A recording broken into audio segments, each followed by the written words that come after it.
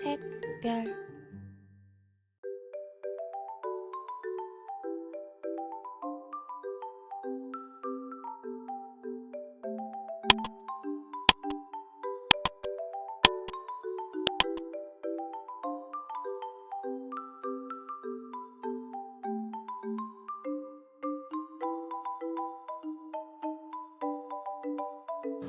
Selamat pagi Bu Guru dan juga rekan-rekan. Di video kali ini kami akan membuat video presentasi mengenai materi koloid. Sebelum saya mengawali video presentasi kali ini, izinkan saya untuk membukanya dengan sebuah pantun.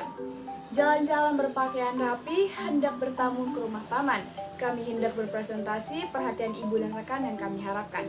Adapun di video kali ini, kami akan membahas beberapa poin penting.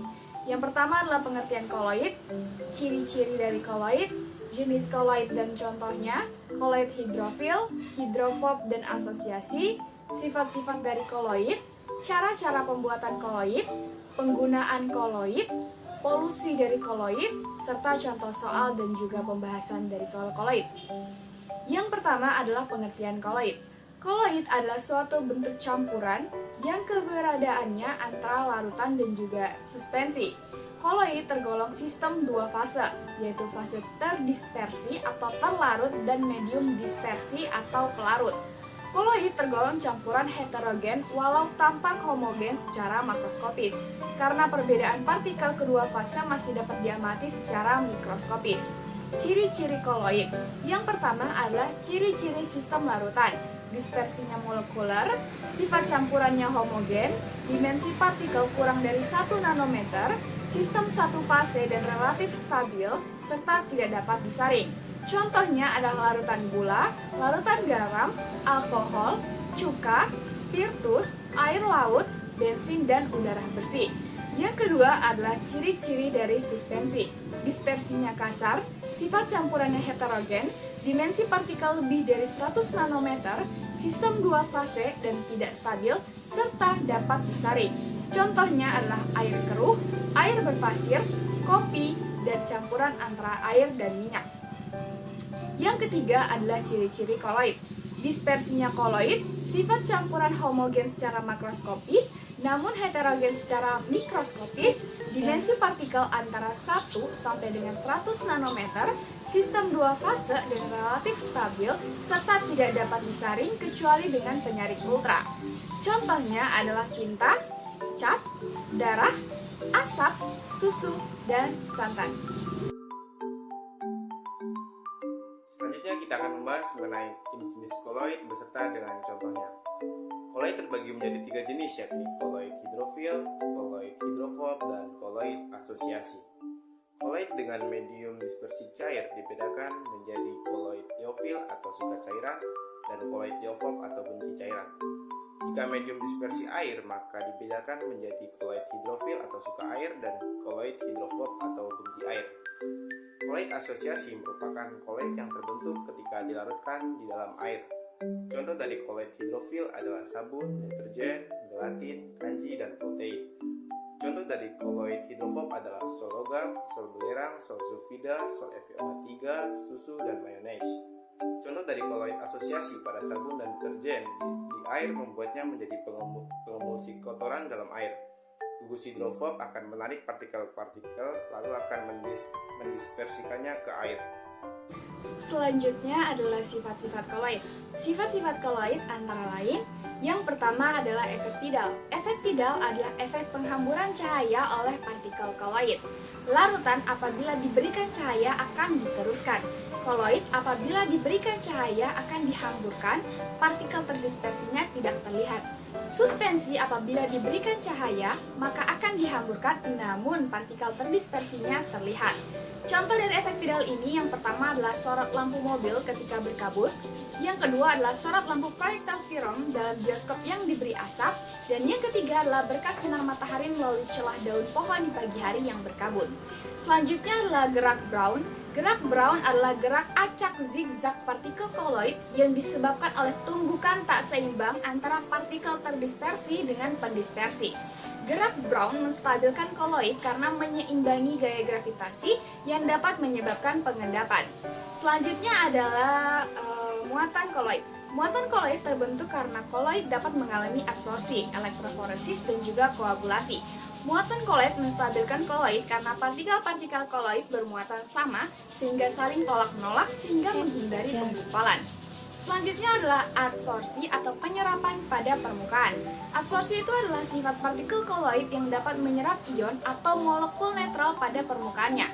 Adsorpsi ini dibedakan juga menjadi dua, yaitu koloid positif dan juga koloid negatif. Apabila koloid positif dia mengabsorpsi kation, sedangkan koloid negatif dia mengabsorpsi anion.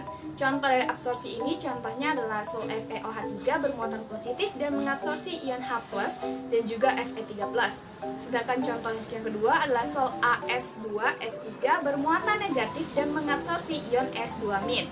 Dan contoh yang ketiga adalah sol AgCl bermuatan positif bila mengabsorpsi ion Ag+, bermuatan negatif bila mengabsorpsi ion Cl-. Sifat selanjutnya adalah elektroforesis. Elektroforesis adalah sifat partikel koloid yang dapat bergerak dalam medan listrik. Muatan koloid dapat ditentukan dengan memberikan medan listrik di sekitar koloid. Elektroforesis juga dibedakan menjadi dua, yaitu koloid positif dan juga koloid negatif. Koloid positif akan bergerak ke katoda atau elektroda negatif, sedangkan koloid negatif akan bergerak ke anoda atau elektroda positif. Sifat selanjutnya adalah koagulasi. Koagulasi ini adalah penggumpalan koloid akibat hilangnya muatan koloid. Koagulasi kimiawi dapat terjadi akibat tiga akibat. Yang pertama adalah percampuran koloid beda muatan yang menyebabkan koloid saling menetralkan satu sama lain dan menggumpal. Yang kedua adalah penambahan elektrolit. Elektrolit itu dapat menetralkan koloid dan menyebabkan koagulasi. Koagulasi terjadi bila koloid positif ditambah koloid yang lebih negatif dan koloid negatif ditambahkan elektrolit yang lebih positif. Contohnya adalah koloid FeOH3 yang bersifat positif mudah terkoagulasi jika ditambahkan H2SO4 atau Na3PO4 dibandingkan HCl atau NaBr. Contoh yang kedua adalah koloid As2S3 yang negatif mudah terkoagulasi jika ditambahkan BaCl2 dibandingkan dengan NaCl. Yang C adalah elektroforesis terjadi ketika koloid mencapai elektroda. Selanjutnya adalah koagulasi mekanik, dapat terjadi dengan cara menaik turunkan suhu dan mengadukan sistem koloid. Contoh dari koagulasi ini juga ada dua. Yang pertama yaitu delta, terbentuk akibat tanah liat terkoagulasi ketika bercampur dengan air laut. Dan contoh yang terakhir yaitu asap pabrik digumpalkan dengan alat koagulasi listrik Cottrell. Cara-cara yang digunakan dalam pembuatan koloid. Cara pembuatan koloid dibagi menjadi dua cara, yaitu cara kondensasi dan cara dispersi. A. Cara kondensasi. Cara kondensasi dilakukan dengan agregasi partikel larutan menjadi koloid. Jenis-jenis pembuatan koloid yang menggunakan metode kondensasi antara lain. 1. Reaksi redoks. Dalam pembuatan koloid, reaksi redoks merupakan langkah untuk memperbesar partikel larutan menjadi partikel koloid melalui reaksi yang mengalami perubahan dengan oksidasi. Yang kedua yaitu reaksi hidrolisis. Koloid dapat dibuat melalui reaksi hidrolisis, yaitu dengan mereaksikan garam tertentu dengan air. Dan yang ketiga yaitu pertukaran ion. B. Cara dispersi. Cara dispersi dilakukan dengan pemecahan partikel kasar menjadi koloid. Jenis-jenis pembuatan koloid yang menggunakan metode dispersi antara lain. 1. Cara mekanik. Cara mekanik dilakukan dengan penggerusan butir-butir kasar dengan alat penggerus, lalu diaduk dengan medium pendispersi. Yang kedua yaitu cara peptisasi. Cara peptisasi dilakukan dengan bantuan zat pemecah atau pemeptisasi. Yang ketiga, busur Bredig. Busur Bredig digunakan untuk membuat sologam dan merupakan campuran cara kondensasi dan dispersi. 4. Homogenisasi. Teknik homogenisasi adalah proses pembuatan koloid dari partikel suspensi yang lebih besar dengan cara pengadukan beberapa bahan dalam suatu wadah hingga menjadi homogen. Salah satu contohnya yaitu membuat mayones yang menggunakan alat mixer. Kita akan lanjutkan dengan penggunaan koloid. Koloid banyak digunakan di industri karena yang pertama adalah tidak melarutkan campuran secara homogen, yang kedua karena keadaan yang stabil, dan yang ketiga tidak mudah rusak. Penggunaan koloid dalam industri misalnya industri kosmetik, industri tekstil, industri farmasi, industri sabun dan deterjen, industri makanan dan minuman. Koloid juga menggunakan sifat-sifat koloid yang menguntungkan. Contohnya pada sifat efek tidal dimanfaatkan pada bioskop dan juga kap lampu. Sifat elektroforesis, koloid digunakan untuk mengidentifikasi DNA saat korban dan pelaku kejahatan. Kemudian pada sifat absorpsi bisa dimanfaatkan untuk pemutihan gula tebu dan juga penjernihan air. Sifat koagulasi digunakan untuk penggumpalan karet, penjernihan air, dan pembuangan asap pabrik. Lalu koloid juga digunakan sebagai pelindung yang disebut juga koloid pelindung. Koloid pelindung itu menstabilkan koloid yang dilindunginya dengan membungkus partikel terdispersi agar tidak mengalami agregasi. Kemudian koloid yang dapat menjadi koloid pelindung misalnya zat-zat pengemulsi misalnya sabun, koloid hidrofil misalnya protein, kasein, gelatin, kanji, dan agar-agar. Kemudian ada juga penerapan koloid pelindung misalnya air susu dilindungi oleh kasein yang mencegah penggumpalan lemak, mentega dilindungi oleh leptin yang mencegah penggumpalan lemak, es krim dilindungi gelatin yang mencegah pembentukan kristal gula atau es batu, dan tinta atau cat yang dilindungi oleh minyak silikon yang membuat tinta dan cat bertahan lama.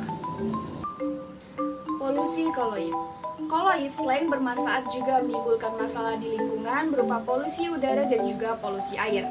Polusi udara yang disebabkan oleh koloid diantaranya adalah debu yang dapat membentuk koloid di udara berupa aerosol padat yang menurunkan kualitas udara, mengganggu kesehatan paru-paru dan menyebabkan kebakaran hutan.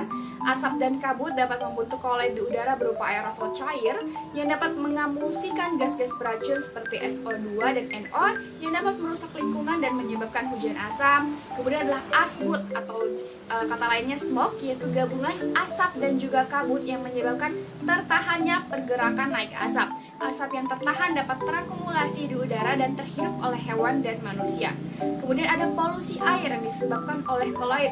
Misalnya itu adalah pengendapan ion-ion mineral dalam air oleh koloid yang menyebabkan pendangkalan dasar sungai atau danau, bisa juga penyebaran mikroorganisme yang berbentuk di dalam koloid dalam air, kemudian juga sisa makanan atau hewan mati dalam air berkumpul membentuk koloid yang tidak dapat larut dalam air sehingga meningkatkan penggunaan oksigen dalam air oleh organisme air untuk mengurai koloid. Contoh soal yang berhubungan dengan koloid. Yang pertama, koloid berikut yang merupakan sistem koloid padat dalam gas adalah A. Kulit sabun, B. Batu apung, C. Karet busa, D. Asap, dan E. Kabut. Untuk menyelesaikan soal ini perlu kita ketahui pengertian dari setiap opsi yang tertera. Option A. Kulit sabun merupakan sistem koloid gas dalam cair. Option B. Batu apung merupakan sistem koloid gas dalam padat. Option C. Karet busa merupakan sistem koloid gas dalam padat. Option D. Asap merupakan sistem koloid padat dalam gas. Option E. Kabut merupakan sistem koloid cair dalam gas. Maka jawaban yang paling tepat adalah D. Asap. Demikian penjelasan yang dapat kami sampaikan. Terima kasih sudah menonton. Goreng ikan dicampur bakmi. Digoreng terpisah jangan sekaligus. Cukup sekian penjelasan dari kami. Semoga mendapat nilai yang bagus. Dadah.